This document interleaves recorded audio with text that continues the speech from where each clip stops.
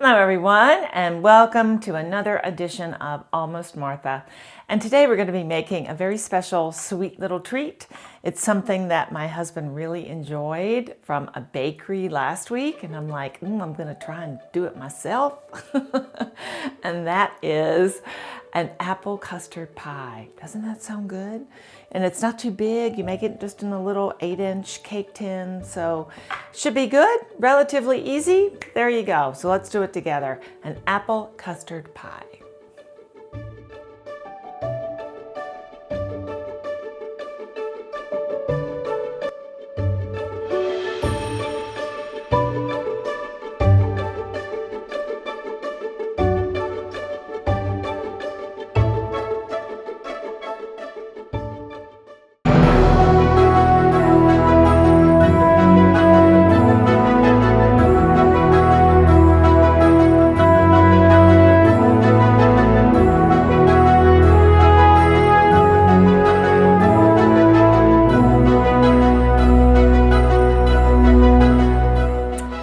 We're going to start by making our custard, and we're going to start with 3/4 cup of all-purpose flour, and I have 2/3 cup of granulated sugar, and either add a 1/2 teaspoon of salt, or if you're using Diamond Crystal, add a little bit more. So I have a scant teaspoon of salt there to add. I'm just going to whisk that together.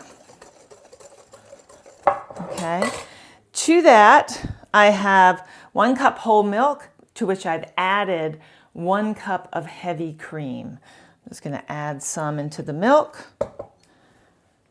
I have 5 whole eggs that I've cracked. I never like to crack them right in the dish because you never know. As my mom always said, you don't want anybody to get a little piece of eggshell in there. Hi, Mom. So I'm just going to start adding the wet ingredients, getting that all coordinated in here. If I add them all at the same time, there's just a lot of sloshing going on. Really want that flour to be well incorporated. And a whisk is good to help you do that. I'm also going to add 2 teaspoons of vanilla. I'm using a white vanilla. I have some Mexican white vanilla I'm using because I don't want it to change the color, the complexion of the custard. Ooh, that vanilla smells good. When I was growing up, there was a show. It was a show called The Beverly Hillbillies, and Jethro always liked to put a little bit of vanilla behind his ears as a cologne. Because it smells so good. It smells so good. All right. So our flour has been incorporated. I don't see a lot of lumps in there, so that's terrific. So now we are just going to let this custard rest. So we are going to cover it. We're going to put it in the refrigerator, and we're going to let it sit in there and chill for 1 hour. And then we will come back and finish our pie. All right.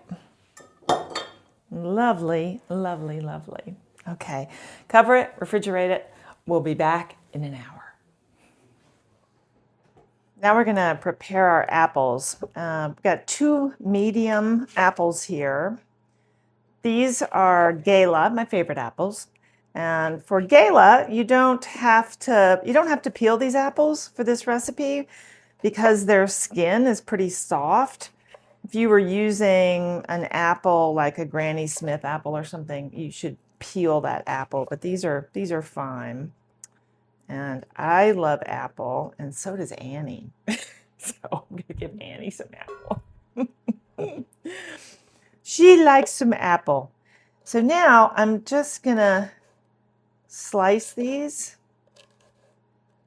into some nice rounds. You don't want them too thick. So nice, thin slices and keep it, you know, as uniform as you can make it. So these were, you know, pretty close to each other. So you want them thin, not paper thin, but you want them thin because you want these to cook nicely, be nice and soft, and the skin nice and soft. So we're just gonna slice these up, and then we're gonna decorate the top of our beautiful pie with these apple slices. So, you know, this is, I made something like this a good while ago. I've made numerous apple tarts and, you know, all that kind of stuff, which has been fun to make. But whenever you're trying something different or something out of your normal repertoire, it's always a little nerve-wracking, right? Is it going to work? Is it going to... But you got to try. You got to try. You got to try things that are difficult. You got to try things that are different, because you never know what's going to be your new favorite thing. And the most important thing in life is to be able just to say yes and try something new. Isn't that a wonderful, wonderful thing? So here we go. I have my oven set for, I think, 325 degrees. If your oven is fan assisted like mine, you're going to want to put it on 300. It's going to bake for about 45 minutes. So it's a little bit of a lower heat. This is a custard, so it's just a little bit different. I'm going to treat it with some care. Okay. All right. Now we're ready. Get rid of my cores, and we will start with the custard. I have a small cake pan. Just going to put a little pan in there. And I'm going to place some parchment paper on the bottom. The parchment paper is going to be there to help you lift this baby out once it's, you know, once it's finished. So it's very, otherwise you'll just tear it up trying to get it out of this cake pan. So we're going to leave parchment paper on the outside. The parchment paper will serve as our handles to get it out. Okay, I'm just gonna trim this a little. Just gonna spray a little of this just to kind of make it adhere. Okay, let's trim it a little bit. Okay. Now our custard has been sitting in the refrigerator for about an hour. So some things may have shifted, the flour may have risen to the surface. So now we're just gonna go back and stir our custard again. It's separated just a little bit. Now just getting it back. Alrighty then. Now we're just gonna pour it in here. Okay, just get this. Well, there seems to be a lot of custard.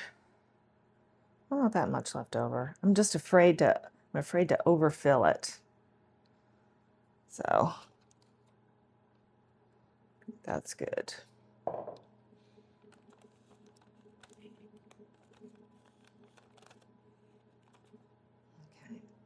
Now we're going to take our apples and we're just going to ring the top.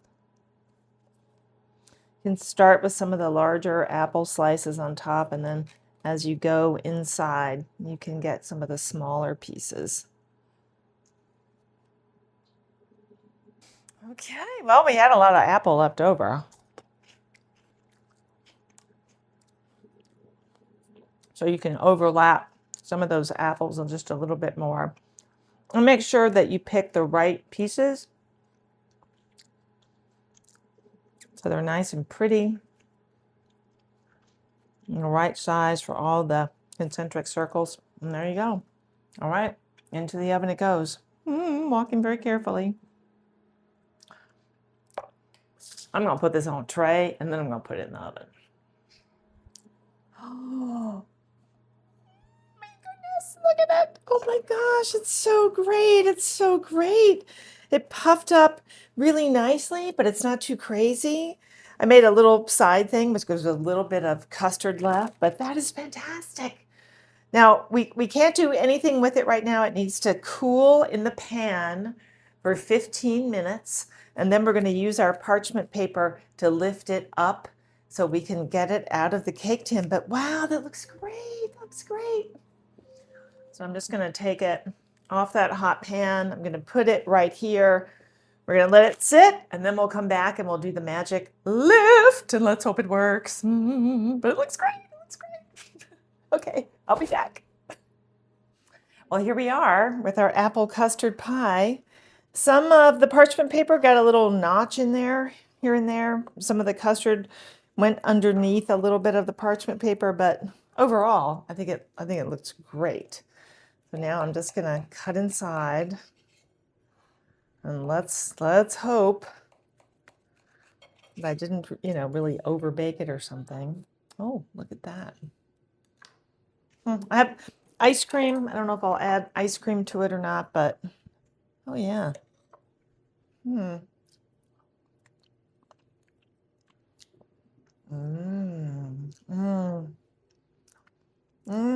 I was worried I may have overbaked it,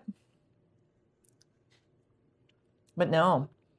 That is a nice, warm, creamy custard.